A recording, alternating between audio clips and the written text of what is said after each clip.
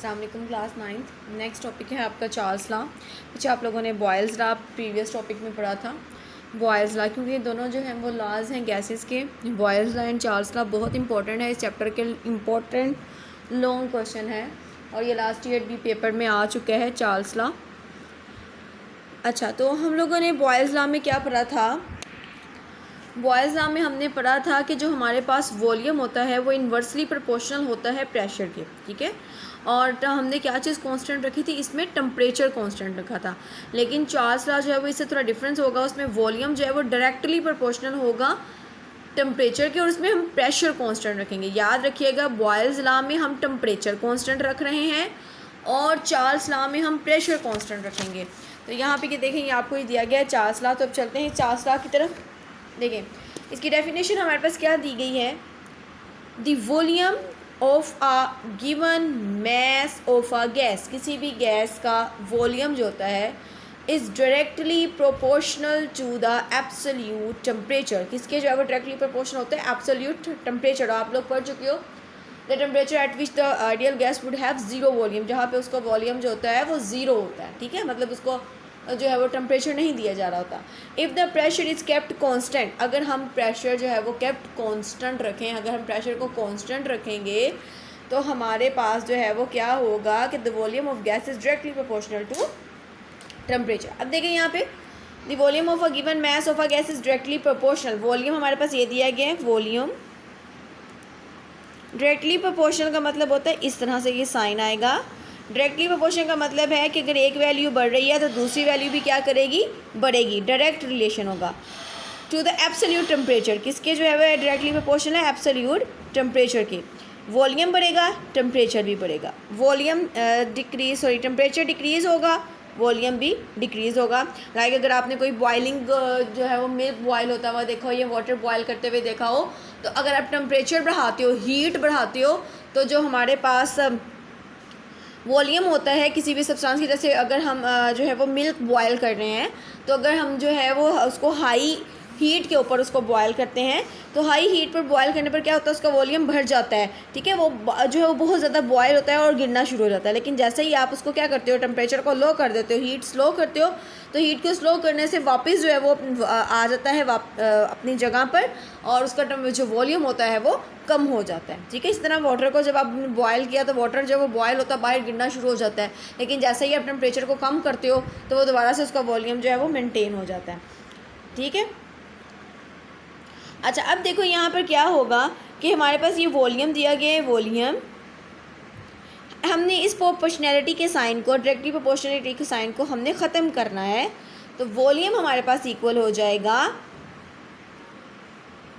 के over T, के T के इक्वल हो जाएगा, ठीक है। अब हम इसको इस तरह से भी लिख सकते हैं, वी वॉल्यूम को मैं रिप्रेजेंट कर दूँगी कैपिटल वी से, के इंटू टी, ठीक है। अब मुझे क्या करना है, इस प्रोपोर्शनैलिटी के साइन को अलग करना है, तो मैं यहाँ पे लिखूँगी वी। अब देखिए टी यहाँ पे मल्टीप्लाई हो रहा है, जब यहाँ आएगा तो क्या हो जाएगा, डिवाइड इज इक्वल्स टू के। ये जो है वो चार्ल्स लॉ का एक एक्सप्रेशन हो गया जिसमें के हमारे पास प्रोपोर्शनैलिटी कांस्टेंट है। अब क्या होगा कि इनिशियल जब हमारा टेम्परेचर T1 होगा तो हमारे पास वॉल्यूम भी क्या होगा, V1, ठीक है। जब स्टार्ट में हमारे पास टेम्परेचर T1 था, वॉल्यूम क्या होगा, V1। जब हम उसको हीटअप कर रहे हैं तो जब हमने टेम्परेचर को बढ़ा दिया, ठीक है, टेम्परेचर को बढ़ाया तो टेम्परेचर T2 हो गया, तो वॉल्यूम भी क्या हो जाएगा, हमारे पास V2 हो जाएगा, ठीक है। तो हम इसको इस तरह से लिख सकते हैं, V1 divided by T1 is equals to K, और फाइनल जो हमारे पास वॉल्यूम आएगा V2 divide by T2 is equals to K. अब देखो दोनों के प्रोपोर्शनैलिटी साइन इक्वल है, तो क्या ये दोनों एक दूसरे के इक्वल हो जाएंगे। हम इसको इस तरह से लिख देंगे, V1 divided by T1 is equals to V2 divided by T2। तो ये जो हमारे पास एक्सप्रेशन दिया गया, ये हमारे पास चार्ल्स लॉ का एक्सप्रेशन, ठीक है। The volume of the given mass of a gas is directly proportional to the absolute temperature if the pressure is kept constant. यहाँ पे हम प्रेशर को कांस्टेंट रख रहे हैं, प्रेशर को नहीं हम छेड़े, जितना प्रेशर हमने इसको अप्लाई किया उतना ही करें, लेकिन बस हम क्या करें, हीट को कम ज़्यादा, टेम्परेचर को कम या ज़्यादा कर रहे हैं। अगर टेम्परेचर ज़्यादा करेंगे तो वॉल्यूम भी बढ़ जाएगा, अगर टेम्परेचर कम करेंगे तो वॉल्यूम भी कम हो जाएगा, ठीक है। इस तरह मैंने इसको जो है वो डायरेक्टली प्रोपोर्शनल के साइन को ख़त्म किया। प्रोपोर्शनैलिटी कांस्टेंट के साथ ही हमारे पास v इज इक्वल टू के टी आ गया। मुझे प्रोपोर्शनैलिटी के साइन को अलग करना था, मैंने t को इसके ऊपर डिवाइड कर दिया। फिर इनिशियली हमारे पास टेम्परेचर T1 था तो वॉल्यूम हमारा V1 था। जब हमने हीट को बढ़ा दिया तो टेम्परेचर हमारा T2 हो गया, वॉल्यूम हमारा V2 हो गया। V1 divide by T1 is equal to K, V2 divide by T2 is equal to K. दोनों के प्रोपोर्शनैलिटी कांस्टेंट सेम है तो हम इनको इस तरह से लिख देंगे। ये चार्ल्स लॉ का एक्सप्रेशन हो गया। अब हम इसको जो है वो रीड आउट कर लेते हैं। अच्छा देखिए चार्ल्स लॉ दिया गया है। सबसे पहले आप यहाँ पे हेडिंग देंगे इंट्रोडक्शन।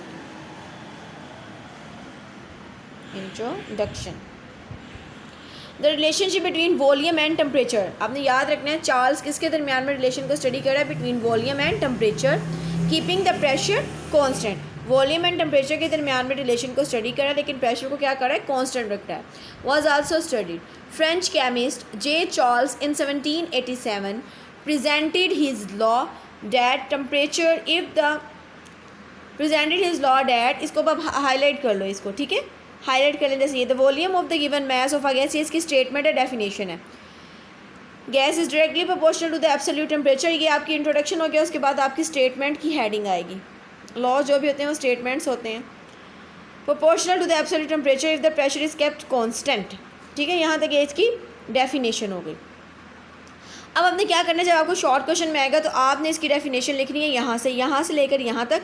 उसके बाद आपने ये वाला ड्रॉ करना है, volume is directly proportional to the temperature. फिर आप ये सारी यहाँ तक लिखेंगे और उसके बाद ये लास्ट वाला एक्सप्रेशन लिख देंगे, ये वाला शॉर्ट क्वेश्चन में। लॉन्ग में तो आप सारा लिखेंगे, ठीक है। अब देखिए यहाँ पे लिखा हुआ है, यहाँ पे आप हेडिंग दोगे मैथमेटिकल एक्सप्लेनेशन। यहाँ पे mathematical explanation. When pressure P is a constant, the volume V of the given mass of a gas is proportional to the absolute temperature T. Mathematically, it is represented as volume is directly proportional to temperature, V is equals to KT.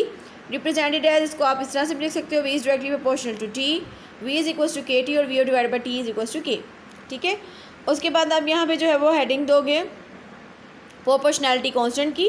Were case proportionality constant if the temperature of the gas is increase. कहता है जब हम temperature of the gas is increase कर दें, volume also increase, तो volume भी हमारा क्या हो जाएगा, इंक्रीज कर जाएगा। When temperature is change from T1 to T2, जब हम टेम्परेचर को चेंज करेंगे T1 से T2 कर देंगे, मतलब पहले हमारा टेम्परेचर कम था, जब हमने उसको हाई कर दिया तो जो हमारा कम टेम्परेचर होगा वो T1 होगा और जो हमारा हाई टेम्परेचर होगा वो हमारा T2 होगा। Change from T1 to T2 the volume changes from V1 to V2, तो जाहिर सी बात है ना, फिर हमारा वॉल्यूम भी चेंज हो जाएगा। T1 टेम्परेचर पर हमारा वॉल्यूम क्या था, V1। T2 जैसे ही हमने टेम्परेचर बढ़ाया वॉल्यूम भी हमारा बढ़ गया, वो हमारे पास क्या हो गया, V2। The mathematical form of Charles law will be V1 divided by T1 is equals to K and V2 divided by T2 is equals to K as both equations have the same value of constant. कहते हैं दोनों की जो है वो constant की same value है। Therefore their variables are equals to the each other, तो इनके जो वेरिएबल्स होंगे, ये इसके कांस्टेंट है, ये जो है वो वेरिएबल्स हैं, ये दोनों एक दूसरे के हम इक्वल लिख लेंगे, ठीक है। उसके बाद देखो बेटा experimental verification of Charles law, तो ये भी जब लॉन्ग क्वेश्चन में आता है तो हमारे लिए लिखना ये भी लाजमी होता है, ठीक है। Let us take a certain amounts of a gas in closed cylinder. अब यहाँ पे देखो ये हमारे पास सिलेंडर लिया गया, ठीक है। T1 जब टेम्परेचर हमारे पास 25 डिग्री सेल्सियस था, उस टाइम पे हमारा वॉल्यूम क्या था, 50 डिग्री सेल्सियस। ये इसमें जो है वो सिलेंडर है, मूवेबल पिस्टन है, प्रेशर जो है हमारे पास कांस्टेंट है, हम इस प्रेशर को नहीं छेड़ रहे, ठीक है, हम इस प्रेशर को बिल्कुल भी डिस्टर्ब नहीं करेंगे। तो हमारे पास इस टाइम पे क्या होगा, T1 इज इक्वल टू 25 और हमारे पास वॉल्यूम क्या हो जाएगा, 50 सेंटीमीटर क्यूब। याद रखना वॉल्यूम का जो यूनिट होता है वो सेंटीमीटर क्यूब होता है। लेकिन जैसे ही हम टेम्परेचर को बढ़ाएंगे, T2 हमारे पास 100 डिग्री, देखो 25 से मैंने 100 कर दिया, तो वॉल्यूम ऑटोमेटिकली क्या कर जाएगा, इंक्रीज़ कर जाएगा, 62.5 सेंटीमीटर क्यूब हो जाएगा। ये डायग्राम्स भी आपने ड्रॉ करनी है। Let us take a certain amounts of the gas in close in a cylinder. कहते हैं सिलेंडर में हमने गैस ले लेनी है, हैविंग अ मूवेबल पिस्टन, जिसमें मूवेबल पिस्टन जो है वो प्रेजेंट हो। If the initial volume of the gas is V1 is 50 centimetre cube and the initial temperature T1 is 25 degree centigrade on heating the cylinder up to 100 degree Celsius. तो कहता है कि V1 पर हमारे पास जो वॉल्यूम था 50 centimetre cube था, हमारा इनिशियल टेम्परेचर T1 था 25, लेकिन जैसे ही हम 100 डिग्री तक उसको हीटअप करेंगे तो हमारे पास जो न्यू वॉल्यूम आएगा V2 में 62.5 सेंटीमीटर क्यूब होगा। The increase in the temperature increase the volume. कहता है जैसे ही हमारे पास टेम्परेचर बढ़ेगा तो वॉल्यूम भी क्या कर जाएगा, बढ़ जाएगा। Can be observe as elaborated below in the figure. यहाँ फिगर में उसको दिखा दिया गया, ठीक है। उसके बाद ये जे चार्ल्स दिया गया है, इसको भी हम पढ़ लेते हैं क्या लिखा हुआ है। J Charles 1746 1823 was a French inventor, scientist, mathematicians भी था, बैलूनिस्ट भी था। He describes in 1802 how gases tends to expand when heated. उसका इसने ये डिस्कवर किया कि गैसेस जो हैं वो कैसे मूव करती हैं जब टेम्परेचर को बढ़ा दिया जाता है। ठीक है, तो ये उसने जो है वो डिस्कवर किया था। अच्छा जी, अब उसके बाद जो है ऑलवेज कन्वर्ट टेम्परेचर्स के लिए आपने इन्फॉर्मेशन है, यहाँ तक हमारा ये क्वेश्चन कंप्लीट हो जाता है। उसके बाद ये हमने याद रखना है always convert temperature scale from degree Celsius to K Kelvin scale while solving the problem. तो कहता है जब भी हमने डिग्री से कन्वर्ट करना है केल्विन में, तो हमने क्या करना है, केल्विन में हमने डिग्री सेल्सियस जो हमारा टेम्परेचर होगा उसमें हमने 273 प्लस कर देना है, तो हमारा टेम्परेचर किस में कन्वर्ट हो जाएगा, केल्विन में कन्वर्ट हो जाएगा। और अगर आपने डिग्री सेल्सियस में कन्वर्ट करना है तो आपने क्या करना है, आपने के माइनस 273 कर देना और आपका डिग्री सेल्सियस में टेम्परेचर चला जाएगा। ठीक है, नेक्स्ट मेरा न्यूमेरिकल दिए गए, ये भी बहुत ही आसान है ये न्यूमेरिकल्स। देखो कहते हैं sample of oxygen gas has a volume of 250 centimetre cube. आपको V1 दे दिया गया है, जो पहला वॉल्यूम होता है हमारे पास V1 है, 250 centimetre cube at -30 degree Celsius. तो ये हमारे पास T1 आ गया 30 डिग्री सेल्सियस। अब याद रखना है आपने, हमने इस डिग्री सेल्सियस टेम्परेचर को कन्वर्ट करना है केल्विन के अंदर। ठीक है, तो देखो ये 30 डिग्री सेल्सियस, अब केल्विन में आपने ऊपर फॉर्मूला पढ़ा है कि हमने जो डिग्री सेल्सियस उसके अंदर हमने 273 को प्लस कर देना है। तो देखो -30 + 273 हमारे पास जो है वो 243 आ जाएगा। ठीक है, डिग्री सेल्सियस में आपने केल्विन के 273 को प्लस कर देना है, याद रखना है। तो V2 हमारे पास आगे देखो दिया हुआ है, if the gas expands up to 700 centimetre cube. ये इस यूनिट से पता चल जाता है कि ये हमारे पास वॉल्यूम है। तो V2 हमें दे दिया गया at constant pressure, find out it's final temperature. T2 हमने फाइंड आउट करना है। ठीक है, तो आपने इक्वेशन यूज़ करनी है V1 T1 is equal to V2 divide by T2। आपने क्या करना है, आपने V1 डिवाइडेड बाई T1, ठीक है, क्या करेंगे यहाँ पे V2 डिवाइडेड बाई T2। इस तरह से इसको इक्वेशन को मैं आपको ये इलेबोरेट कर देती हूँ किस तरह से आप करोगे। देखो ये मेरे पास ये स्टेप दिया गया है, यहाँ पे हम करते हैं V1 divided by T1 is equal to V2 divided by T2। ठीक है, इस तरह से अब आपने क्या करना है, सबसे पहले हम इसको इस तरह से अरेंज कर लेंगे। V2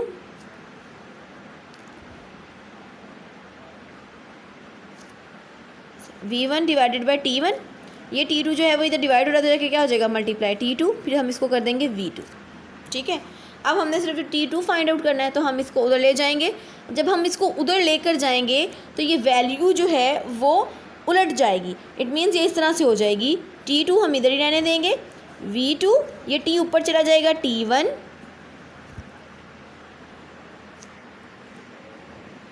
और ये डिवाइडेड बाई आ जाएगा हमारे पास V1 इस तरह से।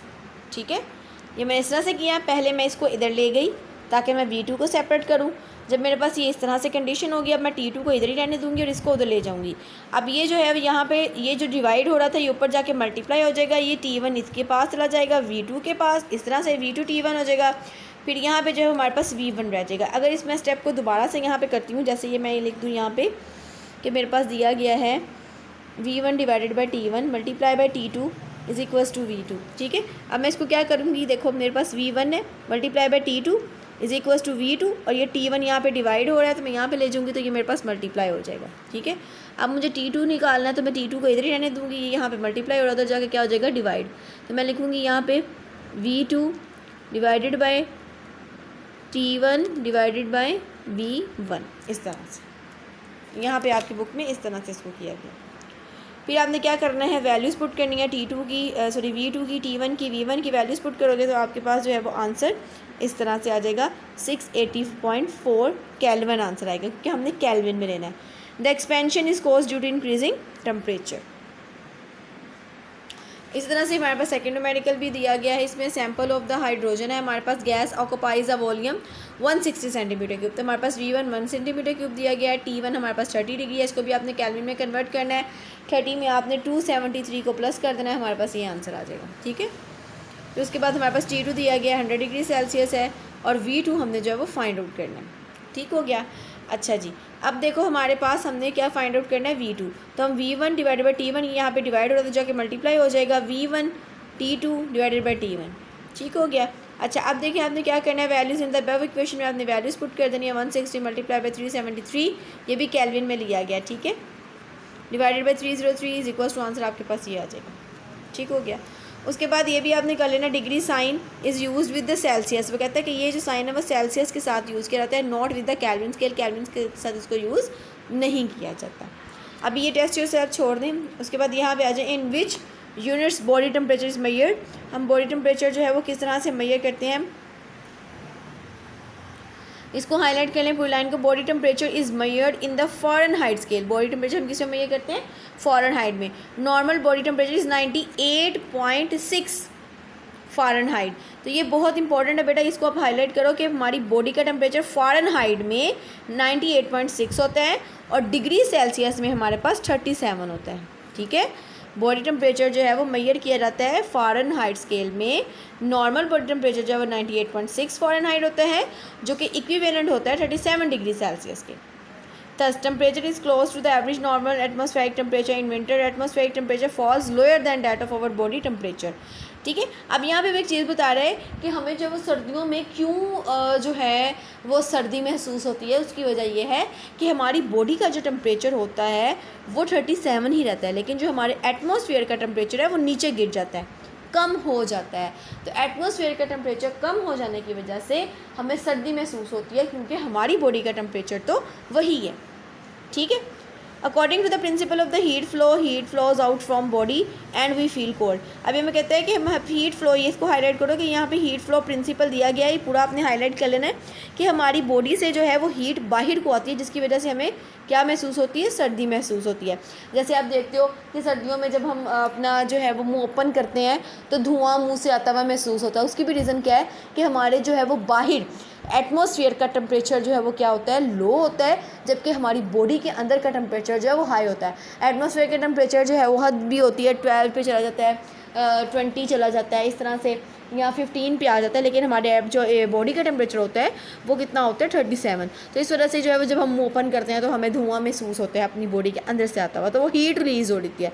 तो हम क्या करते हैं, हम हीट से बचने के लिए, to control this outward flow of the heat, हमें इस हीट से बचाने के लिए we wear black and the warm cloth. हम जो है वो गर्म कपड़े पहनते हैं और काले कपड़े पहनते हैं। काला कपड़ा जो है वो ज़्यादा हीट को एब्जॉर्ब करता है। ठीक है, टू मेंटेन बॉडी टेम्परेचर वो यूज़ ड्राई फ्रूट्स भी। हम क्या करते हैं, हम ड्राई फ्रूट्स भी लेते हैं, चाय पीते हैं, कॉफ़ी पीते हैं, और जो है वो मीट्स वगैरह ईट करते हैं। तो यहाँ तक कि आपने कर लेना। टेस्ट योर सेल्फ आप लोग जो है वो उसी में से करोगे, यूनिक नोट्स में से। ठीक है, ये आपका 2 डेज़ का वर्क है, आपने इसकी प्रैक्टिस भी करनी है और ये न्यूमेरिकल्स की आपने प्रैक्टिस करनी है और मुझे ये चेक करवानी है। ठीक है।